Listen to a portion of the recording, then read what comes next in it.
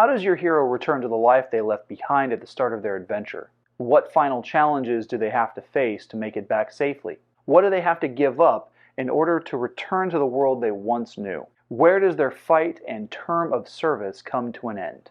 I'm your host, Garrett K. Jones, and for the June edition of Creator's Corner, we are going to be exploring the penultimate steps of the hero's journey.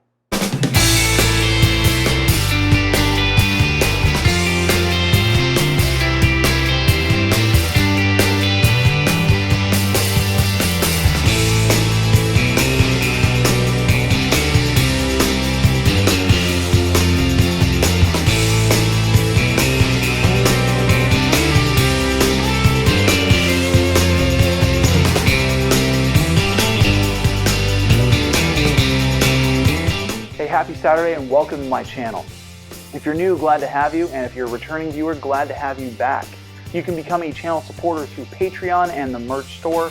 Both are going to be found down in the video description, and of course I'll talk more about those options towards the end of the video. However, the fastest, the easiest, and the most free way to support what we do here on the channel is by becoming a subscriber. So click that subscribe button and make sure to smash the like button and hit the bell for notifications on new videos. If you didn't get to tune into my live stream last week, you missed out on a great discussion about storytelling, its origins, and what it looks like in the modern era. Far more people came to the lecture than I anticipated.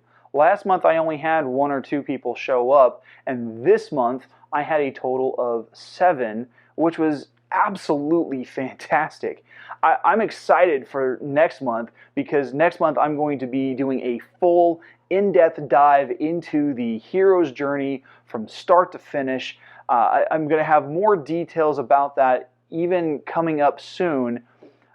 So just make sure to mark down July 30th in your calendars. Now, if you do want to get caught up on this last lecture, which is called Storytelling Then and Now, the link for it on Instagram is listed down below in the video description.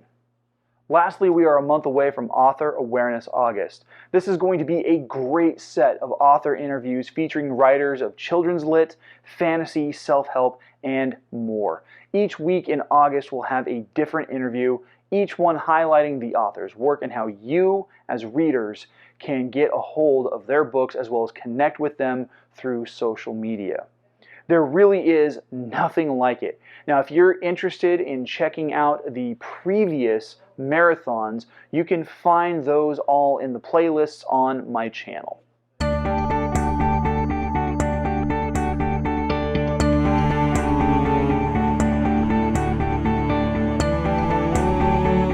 Before going any further with the video, be sure to subscribe and click the bell icon for notifications on new videos.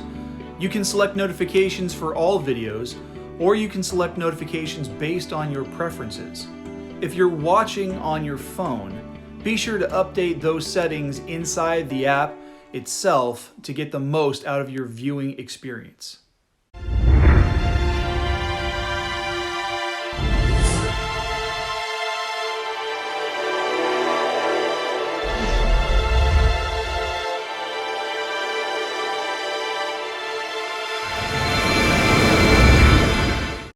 So last month we began the third act of our hero's story with the reward. The hero has faced an ordeal and has come out more or less successful. They are rewarded with something new that they hadn't ever encountered before. This could be money, fame, power, a skill. But for the case of our example, which is Star Wars, that reward took the form in Luke Skywalker being made a member of the Rebel Alliance and becoming a quickly trusted ally. Now, Luke is facing the next 2 steps of the journey. He's facing the return and the resurrection. The return, which is step 10, is where the hero begins their journey back to their ordinary life while integrating elements of their new life back into the old.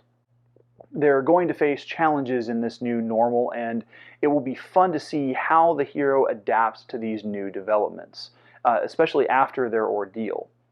Now, for Luke Skywalker, especially in Episode 4, A New Hope, this new normal is now having him be a part of the rebels, as mentioned before, but now he still has to show that he's not just some would-be snot-nosed hotshot bush pilot from Tatooine. He's got to play in with the big leagues, and this brings him into step 11, which is the resurrection.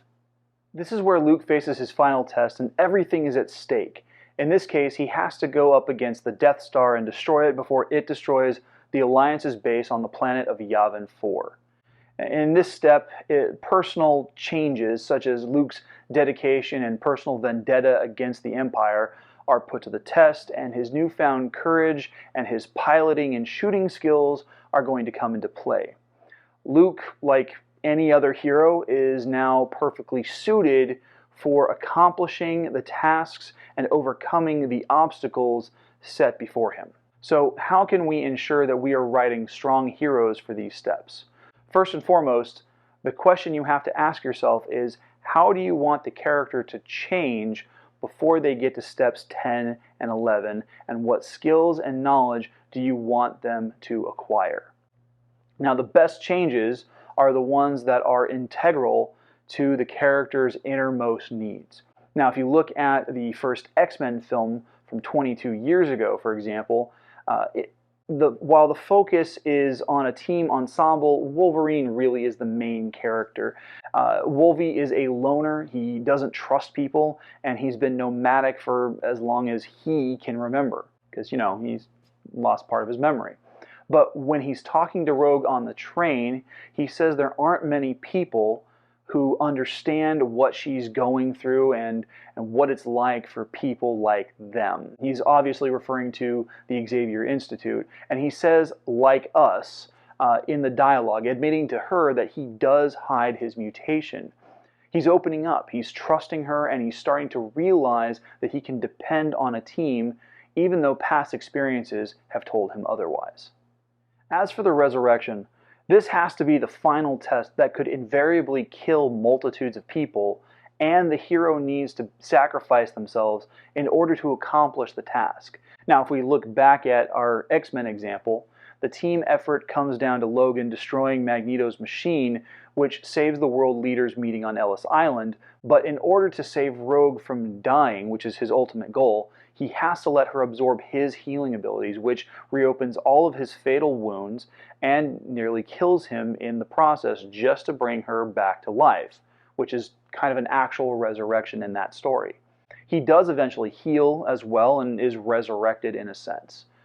Jumping back to Star Wars, Luke is the only pilot capable of blowing up the Death Star, mainly because he's got the Force, but he's isolated because his wingmen all bugged out or got destroyed by Darth Vader and his squadron.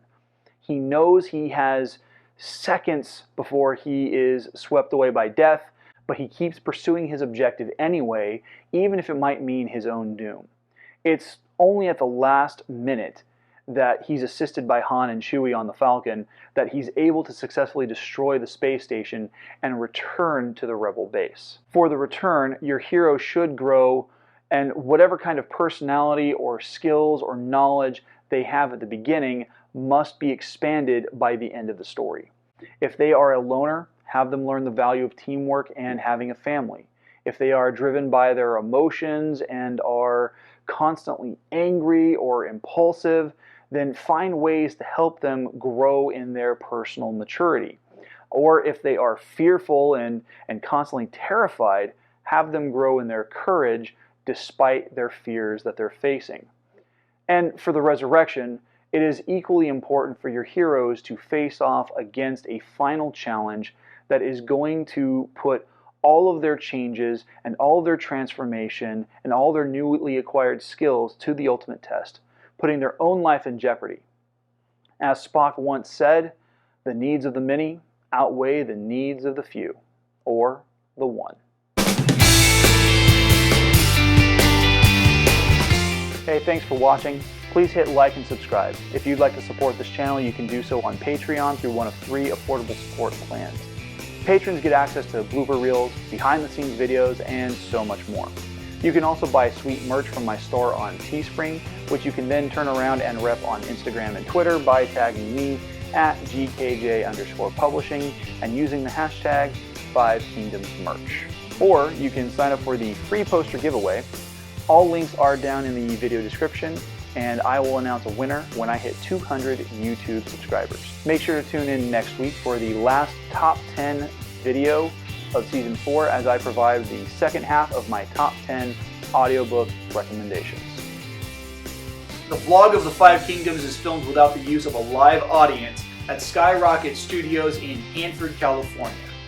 We can't do what we do without your help, so please make sure to subscribe by clicking the button that's above my head, and make sure to watch and share the videos over here to my left.